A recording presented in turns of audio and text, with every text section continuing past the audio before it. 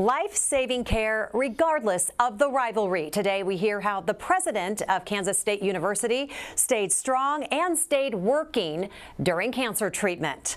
Good morning, I'm Jessica Lovell and welcome to the Morning Medical Update. College rivalries can be fun to a point, but when it comes to something deadly serious like cancer, compassion and friendship always shine through. Case in point, K-State President Dr. Richard Linton, who reached out to a Jayhawk when he knew something wasn't right. I knew that this was not normal for my body. That was the first thought of K-State President Dr. Richard H. Linton when he found a swollen lymph node while shaving. It was maybe the size of an almond. Still, he waited several weeks to see his primary care physician, who prescribed an anti-inflammatory, but that didn't help. It went from the size of an almond to maybe a half of the size of a lemon. So he asked a friend for advice. That friend just happened to be a colleague and ENT specialist and the KU chancellor, Dr. Doug Girod. He had looked at it and I think he knew that there was something wrong. Dr. Girod referred Dr. Linton to the University of Kansas Health System. He came back after the CAT scan. I looked at him and I said, I know what you're going to tell me. I said, you're going to tell me I have cancer. And he says, yeah, I am. He was diagnosed with stage 2 base of tongue cancer caused by HPV. The fact that it was HPV positive because of the virus was a really good thing. So the prognosis for me was somewhere between 85 and 90% potential cure rate, which is very, very high in cancer. Chemo and radiation treatment began right away at the University of Kansas Cancer Center. 6 weeks later, the chemo treatment ended, and on week 7... Friday the 13th was my last radiation treatment, and at 7:23 is when I got to ring that second bell. Emotional. The end of a marathon, and got to do it with my wife and with my sisters. I rang a bell twice, once for chemotherapy and once for radiation. It was, the end of a very difficult journey. Incredibly proud, and just wanting that to be a moment of, we did it, and let's move forward. His wife, Sally, their children, Lily and Chris, and 3 sisters weren't the only family that supported him on this journey. The K-State family flooded him with thousands of cards, well wishes, and texts. When I talk about the K-State family, I define it a whole lot different than what I did before cancer. And this Wildcat says he'll be forever grateful to his Jayhawk friend, whose guidance ultimately led him to life-saving treatment. And we are so happy to have Dr. Richard Linton here with us, the president of K-State, front and center this morning with us today. So glad to see you. Good morning. Good to be here. Good morning. Great to have you. We also have Dr. Doug Girod, chancellor of the University of Kansas, also longtime head and neck surgeon here at the health system. Good to be sitting next to your friend, I'm sure. Well, thanks for having me back. Great to be here. Yes, good. We're looking forward to talking more about this. Across from me are 2 of Dr. Linton's doctors at the University of Kansas Cancer Center.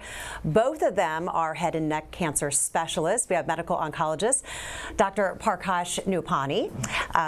Hi, good to see you today. Thank you. Thank you for being with us. And radiation oncologist Dr. Gregory Gahn. Good to see you, Dr. Gahn. Great to see you guys again. Yes. Okay, full table and lots to talk about today. So, Dr. Linton, go back to those first warning signs. So, you noticed this lump. Any other symptoms or signs that alerted you to anything? Back in the middle of June last year, I noticed while shaving just on the side of my neck that there was a small, maybe almond-sized lump.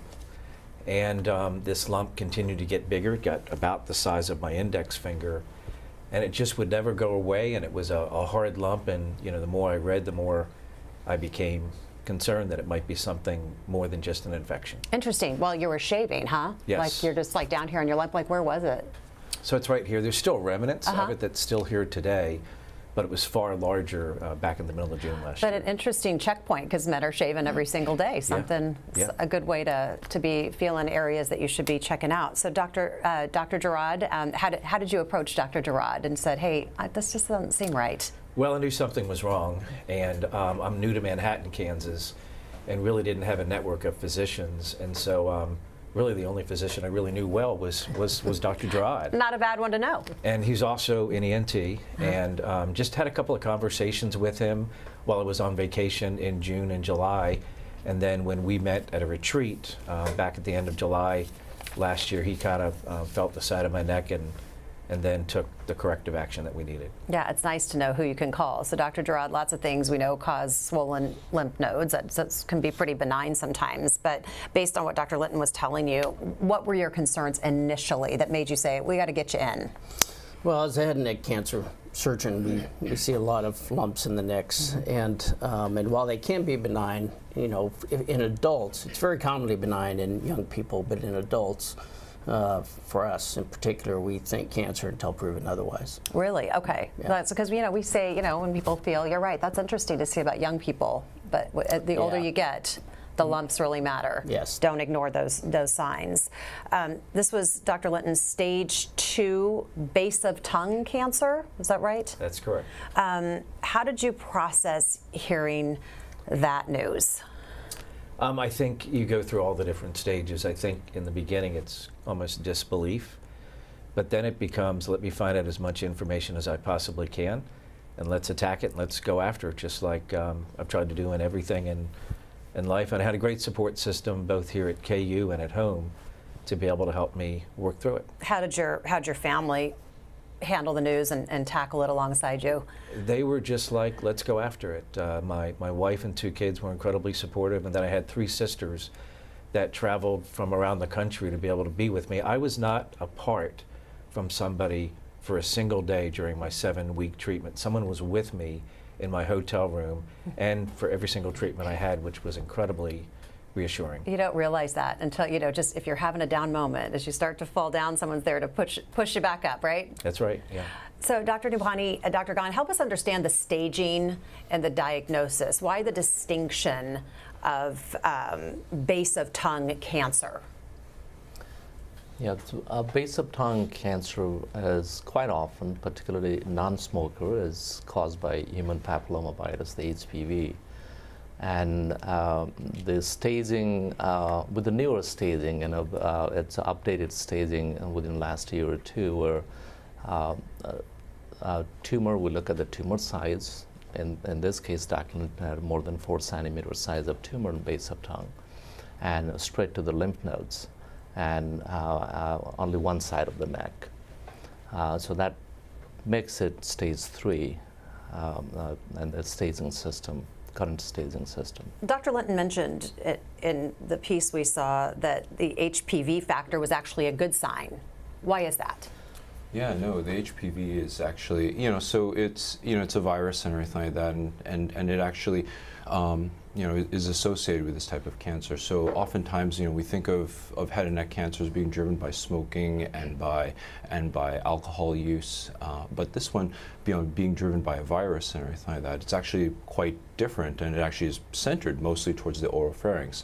And with that, we're seeing this rise, you know, in oropharynx, in this HPV-mediated oropharynx cancer. And so people have done analyses to actually kind of look at this and say, like, so how do, you know, older traditional kind of smoker-mediated oropharynx cancer patients do in comparison to HPV virally mediated oropharynx cancers? And those who have this do far, far better. And so they respond to our treatments better, and they also do better. So it's great. Maybe just number-wise, kind of put it into perspective, just, you know, how common this type of cancer is, and then maybe how rare it could become now that we have the HPV vaccine. Yeah. So I think in the United States, they predict roughly about 8,500 to maybe 9,000 cases a year of oropharynx cancer. But of that, it's like 80% of them. You know, it used to be that it was like, you know, well, we don't know what it was probably, you know, 30, 40 years ago, but nowadays it's about 80% of most oropharynx cancers are HPV mediated, just because we see this reduction in smoking in the United States, fortunately. So let's talk treatment. Instead of one treatment followed by another, Dr. Linton received chemo and radiation simultaneously. Why is that? So the purpose of chemotherapy is two ways, and one is to kill the cells, the microscopic metastasis, if something floating around. The second, and the most important factor in this case, is to help radiation work better. Chemotherapy sensitizes tumor cells for the radiation damage, and when we do radiation together, we have a better local response to the tumor. So, Dr. Linton, what were discussions like with your doctors and your teams? I'm sure you had lots of questions. Your family probably had lots of questions. Great. I don't think that there was ever a question that I couldn't feel comfortable in asking to be able to get a really good answer. What I would do every single day before I came to the doctors is I would have a notebook. This was a great recommendation that Dr. Gerard gave me early on. He says, keep a notebook. Write all your questions in the middle of the night to be able to make sure that you have them answered. And I typically ask the same questions to both doctors, and the answers were almost always the same response. But I also had a support system in my family. I've got a brother-in-law that's a radiation oncologist and a sister that's a radiation physicist, and so collectively with this team, they were incredibly helpful in helping me understand what was going on and kind of what was forecasted for the future in my treatments. Dr. Gahn, you provided some scans. Can you walk us through that and what we're seeing? Yeah, no, happy to. So these are Dr. Linton's what we call pre-treatment scans. So on the left, you have a CT, a computer tomography or CT contrasted scan of the head and neck, and then on the right, you have the PET-CT scan. So kind of what's been delineated there with kind of like that kind of cross there and everything, that's the size of his lymph node, and then after that, you can just see just to the right of that lymph node, there's this kind of abnormality that's kind of sitting where normally the normal opening of his throat should be, and that's where his base of tongue cancer is. Now on the right, you see the PET-CT scan. This is a radioactive sugar, which we give to help with diagnosing certain conditions, and it's particularly useful for cancer. You can see that that kind of pinkish red that's lighting up is actually the lymph node as well as his base of tongue cancer. And so it kind of helps us to kind of zero in on what we need to look for. We seeing something different here? Yes, yes. So this is Dr. Linton's photon radiation treatment plan. So this is kind of, as you can see and everything, there's a whole bunch of rings and circles and everything like that. So this is kind of commonly how radiation oncologists look at their plans. And so we work with a dosimetrist, we work with our physicists, and then with myself, who help to delineate and define what our target is.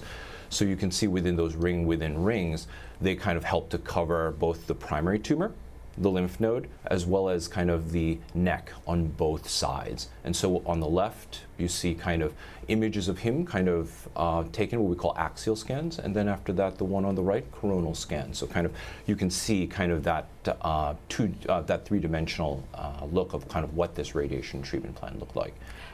And I believe this is, what, 3 months after chemo? And this is 3 months after chemotherapy and radiation. So Dr. Linton had the opportunity to come back and kind of talk to both Dr. Nupani and I. And you can see on the left before, on the right after, and from that you can see that the original areas that were super bright, super kind of lit up, are actually now cold on the right scan. Some of the other things that you see, kind of that smaller stuff, you can see that they're on the same side. So in case somebody's wondering, like, hey, wait, no, we don't see any, there's still pink there. A lot of that is also normal muscle tissue, which can also light up in immune cells. But the bottom line is, when you actually look at the before and after, this is something that we were quite pleased with. Those are before and afters we really enjoy seeing here on the program. Dr. Linton, how did you handle relocating to Kansas City? You had to do this for, what, 7 weeks? Yep, so being in Manhattan, Kansas City is about 2 hours away from me. So really the only way to do it and to lessen my stress level was to Sunday night head on out to Kansas City, and I stayed at a hotel in the plaza for 7 weeks and then would come home every Friday afternoon so that I could be home with my family on the weekends. And still, during that time period, even during the most difficult times, I was still working somewhere around 55 to 60 hours a week, a lot of Zoom calls for me. So you were in the hotel down the plaza, working it, doing your thing. My treatments were done at 7:23 every morning. I was in the office before my colleagues were. You're like, no excuse. You're like, I just did my treatment and I'm here doing my thing. And I take it that was good doctor's orders to just do life as normal as possible? I think they would have liked me to do a little bit less, but I found for me that working made me not think about things and made me focus on the really positive things going on in my life professionally. And that was my way of kind of, creating some kind of salvation for myself. Yeah, nothing like working 55 hours a week and heading up a big university to bring your stress levels down, right? Right. This is an easy, Good distraction. this is an easy week for presidents and That's what I was going to say. 55 hours, get out of town. Side effects for the treatment, what was that like? Yeah, so during the treatment, the two biggest challenging side effects, I lost all voice for about 2 weeks, which is a little scary, and couldn't eat anything for about 6 weeks, so I had a PEG feeding tube during the treatment and then far afterwards. And I think dry mouth is another side effect as well. Fortunately, today I've got 100% of my energy back, 100% of my voice is back, and I have about 95% of my taste. I had lost 100% of taste. Ugh. So eating a bowl of Raisin Bran was like eating a bowl of wood chips. And I can tell you today I'm at 95% and I feel really, really great. The only side effect I'm dealing with now is a little bit of dry mouth, which I hope the next 6 months it'll continue to improve. So you make it through, and let's talk about the good stuff. That sound we like to hear, the bell ringing. Yeah. You did this at the end of treatment twice. Then later back in Manhattan, you had a special bell ringing with just your family. Yeah. Where was that bell located? Yeah, so I got to ring 3 bells. The chemo bell here, the radiation bell here, and then we have a special bell that graduates of our College of Education ring right across the street from the president's residence, and it's a special bell that you need very special permission to be able to have the rope hooked up so that you can ring it. Right. And the dean was kind enough to be able to hook it up for me, and just me and my family went over and rang the bell. It was pretty emotional. pretty special. Let's talk about your family. I think you Yeah. have some photos. I think they... Sure. So that's Sally to the left there. She's my wife, obviously, and then my daughter all the way on the left here is going to be a senior now at UNC Chapel Hill, and my son, shown here on the right, he'll be a freshman next year at Kansas State University. Nice. I have never done that before. You were trying to get us all to do it this morning. Yeah, everyone should do, but it's You would. right hand. And Gerard was like, don't right push hand. it. He gets, he's on a lot. His fingers don't even do that. He has arthritis. But it's that's a WC for Wildcat. I will do that for you for this one special occasion. But you're off the hook. You're off the hook. Thanks for covering for me. Yeah, I wouldn't send you back to Lawrence after doing that here. Okay, so let's talk about this K-State family. Yeah. They were there for you. How did that were. redefine the whole meaning of kind of your work family? Yeah, so thousands of people reached out by text, by emails, by cards. In fact, every weekend when I'd come home, Sunday night before I head on back to the hotel, I'd take a bag of letters, and I'd read them over the weekend. Then I'd read them during the week just to give me encouragement. But they were just unbelievably amazing through the entire treatment, and they have been beyond as well. I'm very, very fortunate to be at Kansas State University and have that kind of a close connection with the K-State family. And then let's talk about this surprise gift at a recent Kansas Board of Regents meeting. What were you giving Dr. Gerard here? So this was our third time as a charm, kind of a gift. We were hoping to give it to him at the KU basketball game. Was this a surprise for you? It was a surprise for me, yes. Or to do it at the Kansas State basketball game. But we did this at a Board of Regents meeting. So I don't know if you know, but the head of the Board of Regents, John Rolfe, also had a cancer diagnostics where Dr. Gerard was incredibly helpful at helping him as well. And so John Rolfe and I wanted to do something special to show our appreciation and our friendship to Dr. Gerard. And we just thought this was the right way to do it. So we took a couple of jerseys, a KU jersey and a Kansas State jersey, and we stitched them up together to be able to show that, like you said at the beginning of the show, being a colleague and being a friend is a whole lot more important and much more real than any competition that we might have on the basketball court or on the football field. Where are you hanging that jersey? Where are you going to hang It's in it? my office at home right now. Is it? I like Yes. that. You've had a lot of accomplishments, Dr. Gerard, but what's it feel like to know that you're truly helping, saving lives and just connecting friends and just being who you are? Well, when I stepped into this role 7 years ago now, I had to give up my full-time practice and of being a head and neck cancer surgeon and working so closely with this team on a regular basis. But I still have the opportunity to play traffic cop. Is how I like to think about it. The people reach out, whether it's President Linton or John Rolfe with the Regents, as you mentioned, and many others. Not necessarily with cancer, with all sorts of things. Yeah. But thankfully, I know some people, so You know a guy. I can usually get them connected to where they need to go to get their issues addressed. Well, And being so in that- I'm happy to do that anytime. Sure. Well, in that high Yeah, that kind of comes with the territory, being in that high profile situation. But I know you're happy to do it. If you're watching live, you can send your questions using the platform that you are on right now. You can use the chat on YouTube or Facebook. We are on the X platform, or you can email the Medical News Network. The information is right there on your screen. Let's get our COVID count this morning from Dr. Dana Hawkinson, Medical Director of Infection Prevention and Control. Good morning. Hi, it's good to be here with these guests. I think it is such an important topic for so many people, affects so many families, and I think it is one more opportunity for us to continue to encourage vaccination. We have a vaccine that prevents cancer, and we need to continue to encourage people to get that. Give it to your children. Children as young as 9 can get the vaccine. I would encourage, if you know any parents or families with young children, please encourage them to get this. So,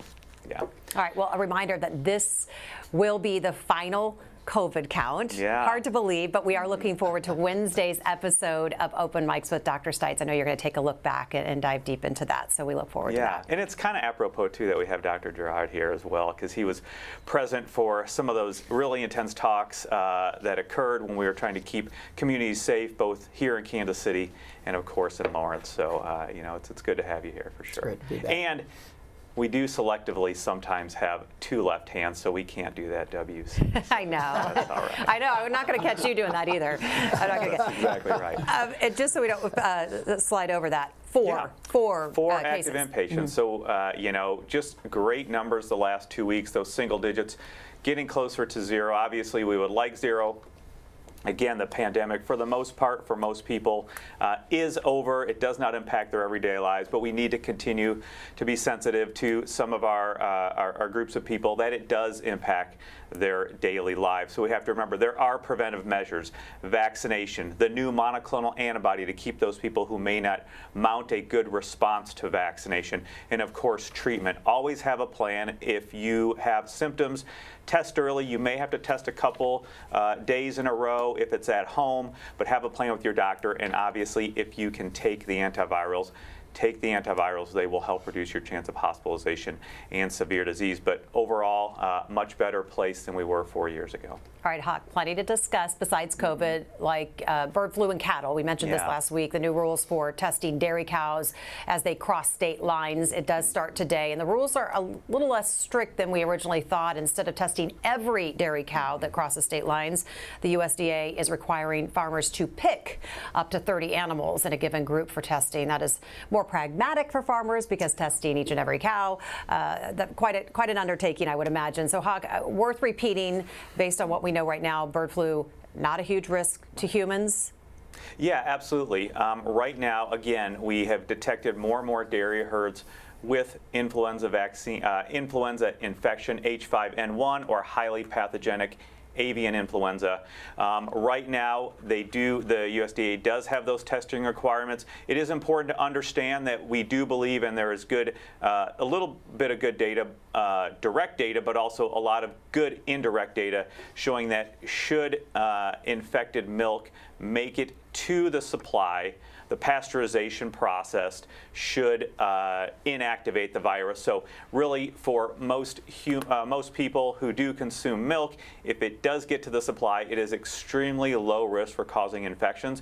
But certainly, we know that those employees that work with the cattle on a daily basis should take precautions to help reduce their chance of getting infected. Again, wearing masks, washing their hands with soap and water when they're done working with the cows, not eating or drinking around the cow or the work environment as well. All those things will help reduce. Remember, this is an infection that can cause up to 50% mortality. There hasn't been large, sustained human-to-human transmission. There has been some non-sustained human transmission. What does that mean? One person has shown to infect maybe 2 or 3 people, but it really doesn't get much past that. But nonetheless, we need to take it seriously. Humans are lower risk overall. So again, the milk supply should be less dangerous, and I wouldn't have a concern about it, especially, again, if you're drinking the pasteurized milk. All right, Hawk, thanks so much. We'll see you on Wednesday. Let's get to some questions and comments from our viewers. First one is from Ruth Ellen. Thankful to radiologists and doctors who know what they are looking for on those scans and images. So it's good to know. Also, are there any regular screenings for this kind of cancer, and who should be getting them? Screening, unfortunately, we don't have a regular screening to detect precancerous lesions. Unlike cervical cancer, the screening helps, but this type of cancer, we don't have those precancerous screening. But early symptom is the key thing to diagnose early outside of the precancerous lesion screen. So Dr. Linton did the right thing. He felt something didn't seem right, wasn't there before, and started asking questions. Another question, has Dr. Linton changed any health-related habits? Anything new you're doing? I'm eating a whole lot better, and I'm exercising, and that's because my wife is encouraging me I to bet do she's so. all over it. She is. My weight is less than what it was, and yeah, so I think it does push you into a much healthier lifestyle. And frankly, you know, people have said this to me as I was having treatment. You'll enjoy life more every day, and you do enjoy life more every day, and you have more of a purpose in what you do each and every day. Did you feel like you were just kind of going along and then all of a sudden something like this happens and it totally changes your perspective? How did it change for you? It completely changes your perspective. Things that used to matter a lot don't matter near as much as they used to. And you're just incredibly thoughtful about the work that you do, but you're also very thoughtful about the time that you can spend with your family. Last question, just in case we missed it, but just what are some typical first symptoms of back of tongue cancer? Yeah, no, so some of the symptoms that you'd experience, and then I think you'd mentioned some of them as well, Dr. Linton, is that you know, you could kind of get, you know, this mass and everything like that develops. That tends to be the most common way that men and women kind of present with oropharynx cancer. But you can also have like sore throat, you can notice change in voice, anything like that, a little bit of discomfort with swallowing. So those things can all kind of impact and everything. And sometimes you kind of get some referred pain too into other areas of the body, so particularly into the ear. So things to kind of just listen to your body and to also kind of seek medical attention or just an opinion or anything like that. Especially when you have someone like Dr. Gerard who you work next to. Right, that helps. Okay, so as we wrap up today, I just want to get everyone's takeaways. Dr. Gahn, let's start with you. What do you want folks to walk away with today? Yeah, no, I think just as was mentioned, I think for oropharynx cancer, particularly HPV-mediated oropharynx cancer, you know, this is curable and potentially, I think, more importantly, preventable. So I think vaccination should play a very important role and should be discussed and everything like that. With kids, adults, and everything like that, and trying to prevent this type of disease. And I think, thankfully, we have some good vaccines available. So this is something that I think can dramatically change public health and improve quality of life as well as prevent cancer. That's one. And for those people who have questions about cancer, it never hurts or anything to get a second opinion here at KU and everything. We're always very happy to kind of provide our thoughts and everything like that objectively. Dr. Dupani, what's the takeaway?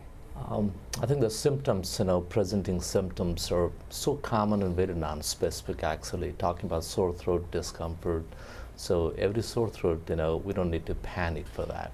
But if the sore throat does not go away in reasonable time, few days, a week, then that should be a concern. So we shouldn't panic every day, live your life, but if something stays there persistently, seek medical advice. Yeah, know your body.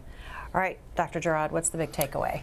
Yeah, no question for me. It's the preventable nature of this, and our vaccination rates in the country are not very high. And we know that HPV is #1 cause of cervical cancer in women. We've known that actually for a long time, but it's really just been in the last 15, 20 years or so that we've realized the HPV nature of oropharyngeal cancers, again, completely preventable with appropriate vaccination. So children can certainly be vaccinated, but young adults can as well, and just can't encourage enough folks to get their kids vaccinated, so we aren't dealing with this disease 20 years from now.